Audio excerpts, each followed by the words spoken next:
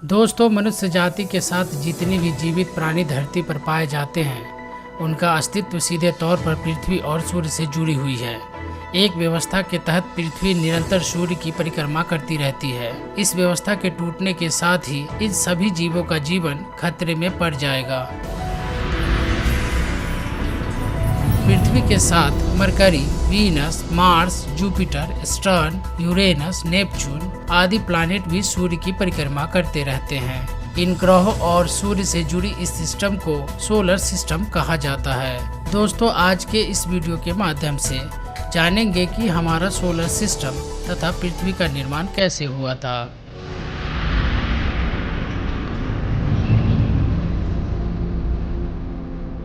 ब्रह्मांड में आज जहां हमारा सौर मंडल है, आज से लगभग 4.5 अरब वर्ष पहले यहाँ पर केवल गैस और धूल के बादल हुआ करते थे।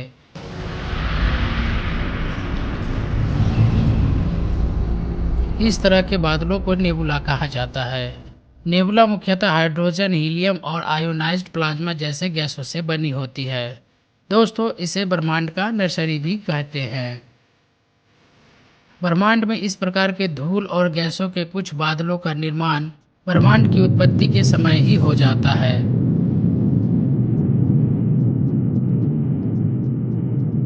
जबकि कुछ मरते हुए तारों जैसे सुपरनोवा के विस्फोट के बाद बनते हैं।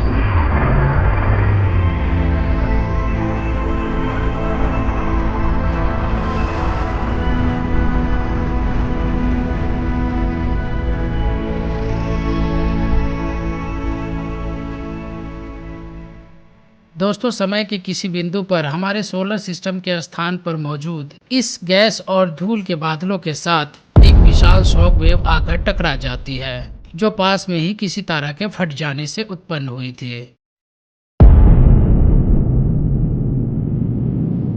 शॉक वेव इतनी शक्तिशाली थी कि गैस और धूल के बादल आपस में कोलैप्स कर जाते हैं।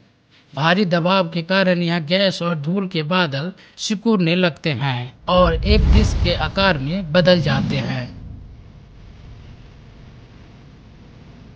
बढ़ते दबाव के कारण उनका घनत्व भी बढ़ने लगता है। फिर धीरे धीरे उनके बीच गुरुत्वाकर्षण शक्ति उत्पन्न हो जाती है। हल्के गैस डिस्क के केंद्र में इकट्ठा होने लगते हैं, जबकि भारी पदार्थ डिस्क के आउटर की ओर फैल जाते हैं।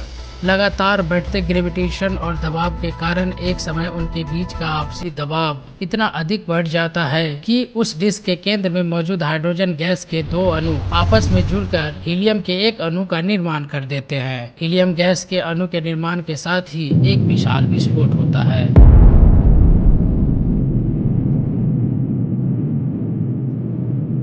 इस प्रकार एक नए तारे का जन्म होता है। वह नया तारा कोई और नहीं बल्कि हमारा सूर्य था। इस तरह हाइड्रोजन गैस के बाकी अणु भी आपस में जुड़ने लगते हैं और सूर्य के अंदर न्यूक्लियर फ्यूजन की एक चेन रिएक्शन की शुरुआत हो जाती है।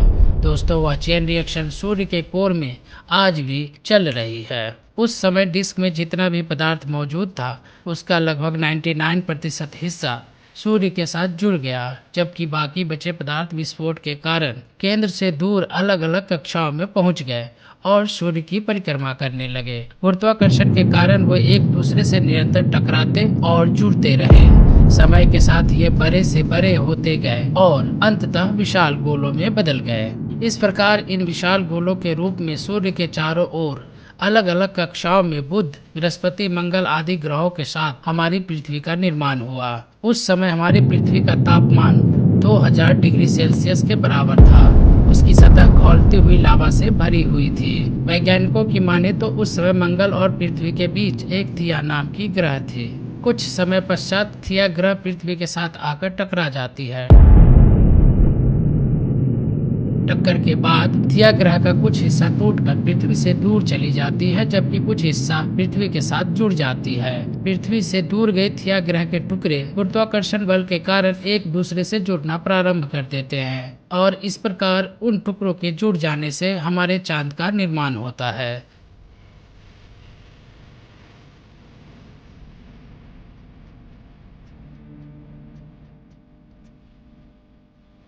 दोस्तों लाखों साल तक इन ग्रहों और उपग्रहों पर आकाशीय उल्कापिंडों की बमबारी होती रही। तब से आज की स्थिति में पहुंचने के लिए हमारी पृथ्वी और अन्य ग्रहों को अरबों वर्ष लग गए। तो दोस्तों ये थी हमारे सोलर सिस्टम और पृथ्वी आदि ग्रहों के बनने की कहानी। उम्मीद करता हूँ आपको ये वीडियो पसंद आया होगा। वीडियो अगर पसंद आया हो तो लाइक और शेयर करना ना भूलें। अगले वीडियो में हम जानेंगे कि लगभग 2000 डिग्री सेल्सियस तापमान पर खौलते हुए लावा से भरे पृथ्वी पर आखिर जीवन की उत्पत्ति कैसे संभव हुई।